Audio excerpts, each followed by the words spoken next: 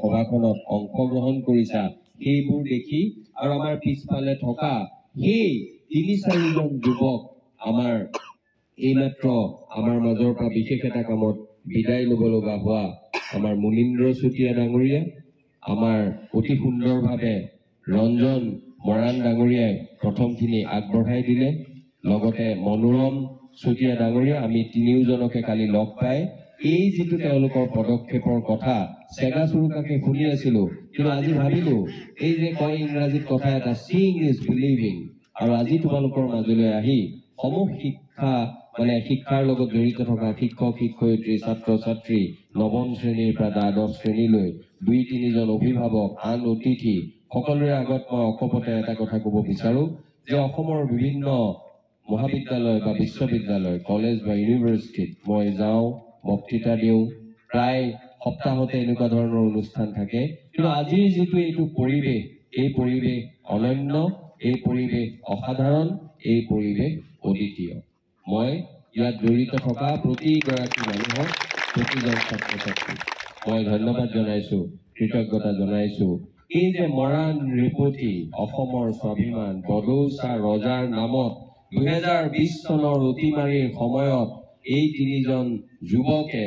আন কেতবোৰ শুভান্নুধায়ী শিক্ষাৰ প্ৰতি আগ্ৰহী নৱপ্ৰজন্মক আগবঢ়াই দিবলৈ আগ্ৰহী মানুহক লগত লৈ এই সেউজীয়াৰ মাজত মাকুম জংচন ষ্টেচন বুলি ক'লে সৰু সৰু যেন লাগে, সৰুবোৰো ভাল লাগে, আমাৰ নৈবোৰো ভাল লাগে, উপনৈও ভাল লাগে, কিন্তু ব্ৰহ্মপুত্ৰ বা লুইত বুলি ক'লে যেন বেছি ভাল লাগে। তেনেকে ষ্টেচনো ভাল লাগে, কিন্তু মাকুম জংচনত উপস্থিত বা এইখন স্থাপিত হোৱা এইখন বিদ্যালয় চিনিয়ৰ ছেকেণ্ডাৰী স্কুল, আগৰ জুনিয়ৰ কলেজ, ইয়ালৈ আহি বিশেষকে এই যিটো আজি সূৰ্যৰ কিৰণৰ দৰে স্পষ্ট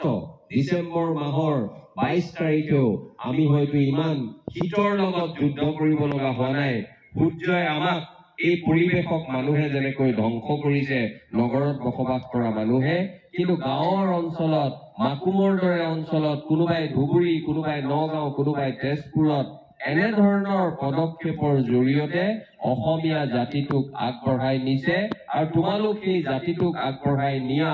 এইখন সংগ্ৰামৰ কোনো আন্দোলনকাৰী নহয়, কিন্তু তোমালোক এগৰাকী ৰণুৱা, নিজৰ কাম কৰাৰ লগতে তোমালোকে সমাজখন ধুনীয়া কৰিছা। তোমালোকক মই ধন্যবাদ কৃতজ্ঞতা জনাইছো আৰু নমস্কাৰ জনাইছো। কেতিয়াবা কেতিয়াবা বয়সত সৰু হলেও আমি তেনে কামক নমস্কাৰ জনাব লাগিব। তোমালোকক এইকাৰণে নমস্কাৰ জনাইছো, ছাত্ৰ ছাত্ৰী যদি নাথাকিলেহেঁতেন তেতিয়াহ'লে আমাৰ মনোৰম, আমাৰ ৰঞ্জন বা আমাৰ মুনীন্দ্ৰই বা আনসকল যাক আজি মই লগ পালো, তেওঁলোকে তেওঁলোকৰ সপোন বাস্তৱত পৰিণত কৰিব নোৱাৰিলেহেঁতেন। নহয়নে বাৰু সভাপতি ডাঙৰীয়া? মই সঁচা কথা কৈছোনে? আপুনি মানিছে? এই ধন্যবাদ জনাইছো। আকাশ তেতিয়া নহয়, আকাশখন কিমান বিশাল, সভাপতিৰ মনটো কিমান বিশাল, আৰু ইয়াত থকা মানুহৰ সন্মিলিত সপোনবোৰ কিমান বিশাল, এই গোটেইখিনি কথা ইমান সুন্দৰকৈ দীপালী বৰঠাকুৰৰ এটা গীত পৰিৱেশন কৰা শিল্পীগৰাকীয়ে, আৰু বোধকৰো যজ্ঞ ফুকন নাম কৈছিল, তেখেতৰ কবিতা এটাৰ মাজত আমাৰ অসমৰ স্বাভিমানৰ এটা গুৰুত্বপূৰ্ণ অংগ মৰাণসকলে তেওঁলোকে যি ধৰণে কথাবোৰ কয়, ঠিক তেনেকুৱা এটা প্ৰতিচ্ছবি আমি কবিতাৰ মাজত দেখিলো। কাৰোবাৰ মাজত হাঁহি বিৰিঙাও দেখিলো, হাঁহিৰ মাজত, কবিতাৰ মাজত আমাৰ সুন্দৰ অসমখনৰ সপোন তাৰ মাজতেই নিহিত আছে বুলি মই উপলব্ধি কৰো। কবিতাৰ মাজত যিখিনি কথা কৈছিল, আশাৰ বতৰা দিছিল, কিছু পৰামৰ্শ দিছিল, কবিতা লগা ভাৱেৰে সৈতে কবিয়ে কৈছে, আৰু তেওঁ সুন্দৰকৈ মুখস্থ কৰিছে বুলি মই নকওঁ, তেওঁ হৃদয়ৰ মাজত কবিতাটো সোমাই গৈছে, আৰু তোমালোকৰ আগত যেতিয়া মাইকটো আহি পাইছে তেওঁৰ কবিতা স্বতঃস্ফূৰ্তভাৱে ওলাই গৈছে। নে মই মিছা কৈছো নেকি? কোৱা নে অলপ কৈছো? নাই কোৱা। এই যে মই মিছা নাই কোৱা বুলি কৈছে, এইটো মোৰ কাৰণে ডাঙৰ কথা নহয়, ডাঙৰ কথা সেই শিল্পীগৰাকী। ক'লে গ'ল শিল্পীগৰাকী? কোনে কবিতা পঢ়িছিল? তুমি। এওঁক দিয়াচোন এটা হাত চাপৰি কিয় নিদিয়া? এনেকে কবিতা পঢ়ি থাকিবা। মই দুটা কথা কৈ সামৰিম, অলপমান মোৰ লৰালৰি আছে, কিন্তু তোমালোকৰ কিবা প্ৰশ্ন থাকিলে ছুটিকৈ দিবলৈ যত্ন কৰিম। মই দুটা মাত্ৰ কথা অসমৰ বিভিন্ন কলেজ বিশ্ববিদ্যালয় বা নতুন প্ৰজন্মৰ লগত, পৰহিও মই তিনিচুকীয়া মহাবিদ্যালয়ত আছিলো, কালি শিৱসাগৰত আছিলো, বেলেগ অৱশ্যে কালিটো নৱপ্ৰজন্মৰ লগত নহয়।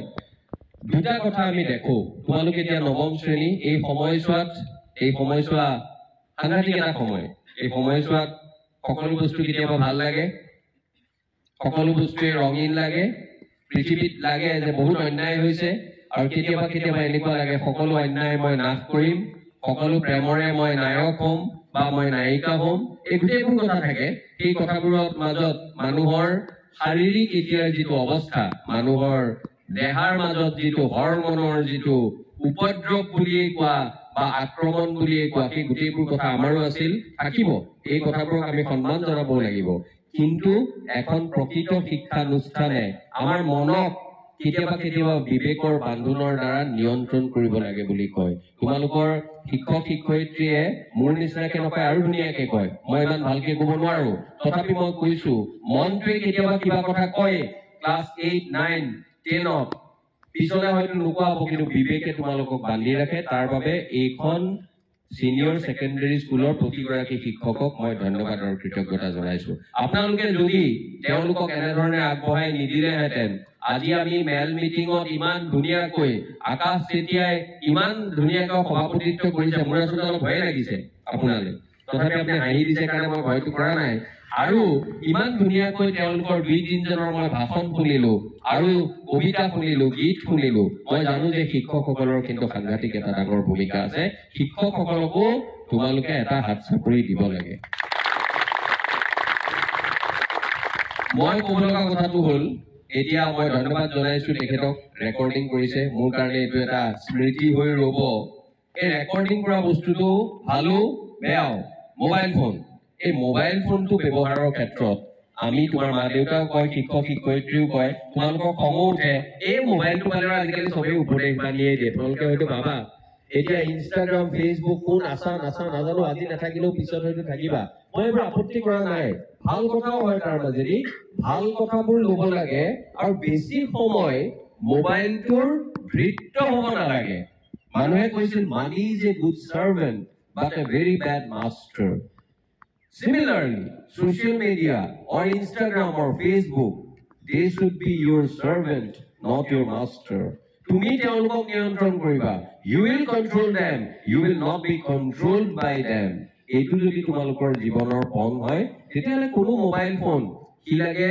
এপলেই হওক তিনচুকীয়াত থকা কমলাই হওক আজিকালি কমলা কমি গ'ল বা অন্যান্য ফোনেই হওক এই ফোনে তোমাক ক্ষতি কৰিব নোৱাৰে ভাল কথাবোৰ ল'বা গুগলেও ভাল কথা দিয়ে কিন্তু সেই ভাল কথাৰ লগত আমি প্ৰকৃত সত্য উপনীত হ'বলৈ হ'লে শিক্ষক শিক্ষয়িত্ৰী নিজৰ লগৰ ল'ৰা ছোৱালী আৰু পুথিভঁৰাল গ্ৰন্থাগাৰৰ লগত এই যে পাঠ্যক্ৰমৰ বাহিৰে beyond your curriculum you must try to develop a habit of reading books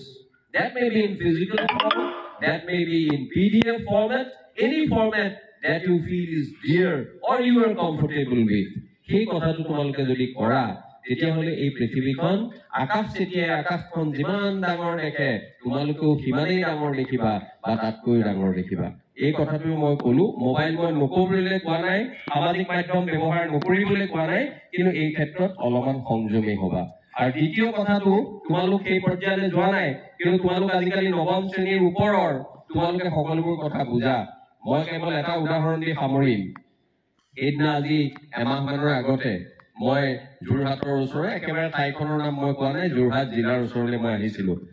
এই ল'ৰা এজনে দেউতাকৰ পৰা তোমালোকতকৈ ডাঙৰ 7-8 বছৰমান ডাঙৰ হ'ব দেউতাকৰ পৰা টকা পইচা লৈ নিজে আয় কৰি পেলাই ইনকাম কৰি পেলাই লোৱা নাই তেওঁ বাইক এখন ল'লে 1.5 লাখ টকামান 2 লাখ টকামান দাম মই নাজানিছিলোৱে কাৰণ ইমান দামীও যে বাইক থাকে পিছত ক'লে যে বহুত দামীও থাকে বাৰু ঠিক আছে মই নজনাটো ডাঙৰ কথা নহয় বাইকৰ কথা নাজানিবও পাৰো এই ল'ৰাজনে মানে তেওঁৰ ককায়েক এজনক লৈ সম্বন্ধীয় ককায়েকক লৈ যোৰহাটলৈ যাব এই তোমালোকে দেখিছানে গাঁৱৰ কিছুমান অঞ্চলত পাণ দোকানত পেট্ৰলবোৰ এনেকুৱা মিনাৰেল ৱাটাৰৰ বটলত সভাপতি ডাঙৰীয়া দেখিছেনে আপুনি থৈ দিয়ে এনেকে 8-10টা বটল এনেকে থাকে ৰঙা ৰঙৰ মিঠাতেলৰ নিচিনা লগা পেট্ৰলবোৰ তেতিয়া তেওঁৰ ককায়েকজনে ক'লে যে তোৰ যিমানখিনি পেট্ৰল আছে আমি যোৰহাট নাপামগৈ তই অকণমান পেট্ৰলটো কাষৰ পাণ দোকানৰ পৰা কিনি 1 লিটাৰমান ভৰাই ল তেতিয়া কি কৰিলে জানা সেই ল'ৰাজনে কি ক'লে মোৰ বাইকখন ইমান নতুন ইমান দামী বাইক মই লাগে 2 কিলোমিটাৰ তাক ঠেলিও লৈ যাম কিন্তু পাণ দোকানত পোৱা এইখিনি পেট্ৰল মই মোৰ বাইকখনত নভৰাও তাৰমানে বাইকখনৰ স্বাস্থ্যৰ প্ৰতি অত্যন্ত সজাগ এজন যুৱক ভাল কথা পিছ মুহূৰ্তত মই আচৰিত হলো মই কলেজখন পাওঁ হৈছো মই চাওঁচোন কি হয় মানে অলপ মই কথাটো ৰামত পালো তেতিয়া মই গাড়ী গ্লাছখন নমাবলৈ কলো চালকজনক নমাই দিলে মই চালো তাৰ পিছ মুহূৰ্তত 10 ছেকেণ্ড মানৰ পিছতে একেজন ল'ৰাই বাইকত এই পান দোকানৰ পেট্ৰল নভৰোৱা ল'ৰাজন একেখন পান দোকানলৈ গ'ল আৰু তাত শিখৰ আৰু ৰজনীগন্ধা দুটা খুব ল'লে তেওঁ লৈ মানে কোনো তেওঁ ভুল কাম কৰা বুলি ভাবাই নাই খুব মানে আত্মবিশ্বাসেৰে সৈতে কিনিলে দুইটা সুন্দৰকে আকৌ মিক্স কৰিলে আৰু মিক্স কৰি নিজৰ মুখত ভৰাই দিলে তাৰমানে বাইকত বেয়া তেল নভৰাও নিজৰ মুখত কিন্তু দৰকাৰ হ'লে ভৰাই দিম এই যিটো মানসিকতা এই মানসিকতা মই তোমালোকক এটা অসমৰ খণ্ডচিত্ৰ কলো তোমালোকে তাৰ মাজত থকা উপদেশখিনিও ল'ব পাৰা হাঁহিখিনিও দৰকাৰ দেওবৰীয়া দিনটোতে যদি আমি হাঁহিব নোৱাৰো কোনদিন নাহাঁহিম গতিকে হাঁহিও লাগিব জ্ঞানো লাগিব অকমান ল'ৰা ছোৱালীৰ লগত অকমান ঠেহ কাজিয়া পেচালো হ'ব কেতিয়াবা শিক্ষক শিক্ষয়িত্ৰীৰ কোনোবা কথা বেয়াও লাগিব কিন্তু শেষত বড়োচাৰ এই বহল খেলপথাৰখনলৈ আহি আমি যেতিয়া মিলিত হ'ম তেতিয়াহ'লে আমাৰ মাজত থকা সেই মন বেয়া লগা মনৰ কথাবোৰ আঁতৰাই থৈ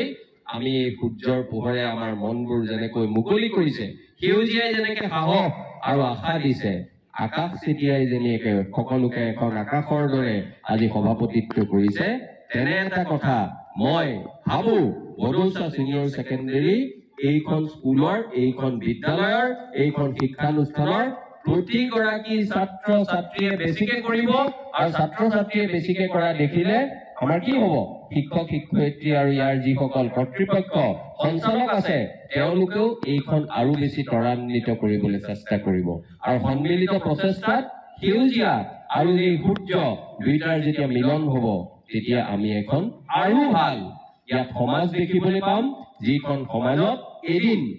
আমি গৌৰৱেৰে কম বড়োচা ছিনিয়ৰ ছেকেণ্ডেৰী স্কুল মাকুম জংচনৰ পৰা অহা নতুন প্ৰজন্মৰ তৰুণ তৰুণীয়ে অসমৰ বিভিন্ন ক্ষেত্ৰ ভাৰতৰ বিভিন্ন ক্ষেত্ৰ পৃথিৱীৰ বিভিন্ন ক্ষেত্ৰ উজ্বলাই তুলিব এইখিনি কথা কৈ তোমালোকৰ সকলোকে মই মোৰ ব্যক্তিগতভাৱে আৰু এই স্কুল কৰ্তৃপক্ষৰ হৈও মই তোমালোকলৈ অফুৰন্ত শুভকামনা যাচিছো আৰু স্কুলখনৰ লগত জড়িত থকা এই যুৱকসকলক এইসকল তোমালোকৰ শিক্ষাগুৰু কাৰণ মোৰ কাৰণে কিন্তু তেওঁলোক যুৱক তেওঁলোকৰো আশা আছে তেওঁলোকৰ আশা তোমালোকৰ আশা অসমৰ আশা আকাশৰ কোনোবা এটা বিন্দুত গৈ মিলন হওক আৰু সেই মিলনৰ ফলত আমি তৰাৰ তীৰবিৰণিৰ দৰে কেতবোৰ ভাল ইতিবাচক খবৰৰ তীৰবিৰণিৰ সৈতে আমি আবৃত কৰি আগুৱাই যাম এই আশাৰে মই সামৰিছো আৰু ধন্যবাদ জনাইছো